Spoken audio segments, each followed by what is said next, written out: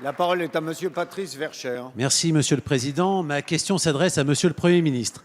Monsieur le Premier ministre, le régime social des indépendants et RSI avait pour ambition de faciliter les relations des professions indépendantes avec les organismes gérant leur protection sociale. Cependant, le RSI a connu des dysfonctionnements, comme l'a notamment relevé la Cour des comptes en 2012. Toutefois, depuis 2 ans, la situation de cet organisme, au lieu de s'améliorer, s'est largement dégradée.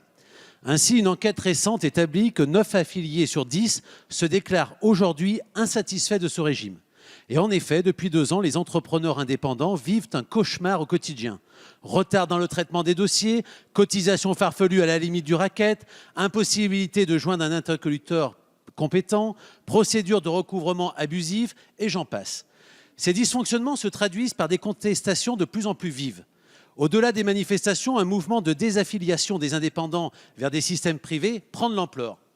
Cette situation explosive n'est plus tenable. De nombreux suicides sont relatés et il est urgent de revoir ce régime. Jusqu'à présent, Monsieur le Premier ministre, votre gouvernement a refusé de traiter ce problème.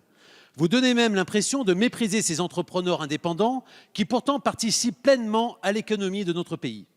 Oui, Monsieur le Premier ministre, la situation est urgente et exige l'intervention des pouvoirs publics. Elle est d'autant plus urgente que la création d'emplois et l'inversion de la courbe du chômage tant promise ne dépendent que de la capacité de nos entrepreneurs à créer de la richesse. Il est donc de l'intérêt de tous que les entrepreneurs français retrouvent la sérénité.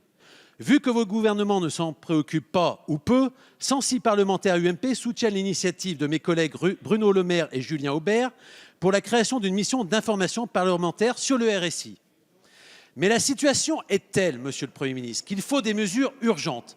Dès lors, dites-nous ce que vous comptez proposer pour rendre le RSI efficace et faire en sorte qu'il soit considéré par nos entrepreneurs comme un partenaire plutôt comme un adversaire. Merci. Merci. La parole est à Madame Carole Delga, secrétaire d'État chargée du commerce, de l'artisanat et de la consommation.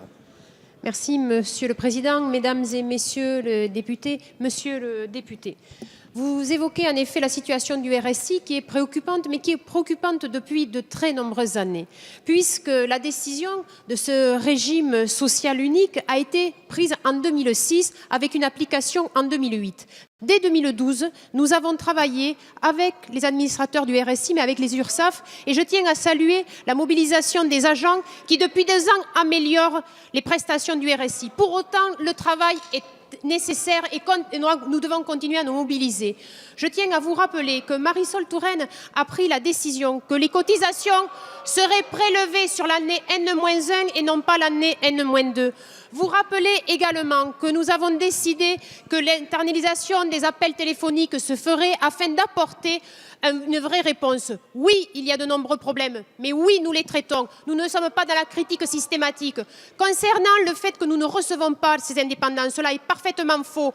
Mon cabinet, celui de Christian Eckert, celui de Marisol Touraine, les reçoit régulièrement. Et pour preuve, depuis le 1er janvier, nous avons baissé les cotisations des indépendants. Ce n'est pas vous qui l'avez fait, c'est nous, ce gouvernement, qui sommes aux côtés des commerçants et des artisans. Et enfin, je voudrais vous rappeler que la mission parlementaire va débuter prochainement. Et concernant les désaffiliations, avant-hier, le tribunal de Limoges, la cour d'appel de Limoges, a confirmé sans surprise la légalité du RSI. Nous devons être à l'écoute de ces commerçants et ces artisans qui font la richesse de nos territoires, qui sont l'économie de proximité. Mais nous devons être opérationnels, être logiques, être protecteurs et certainement pas dans la démagogie. Merci, Madame.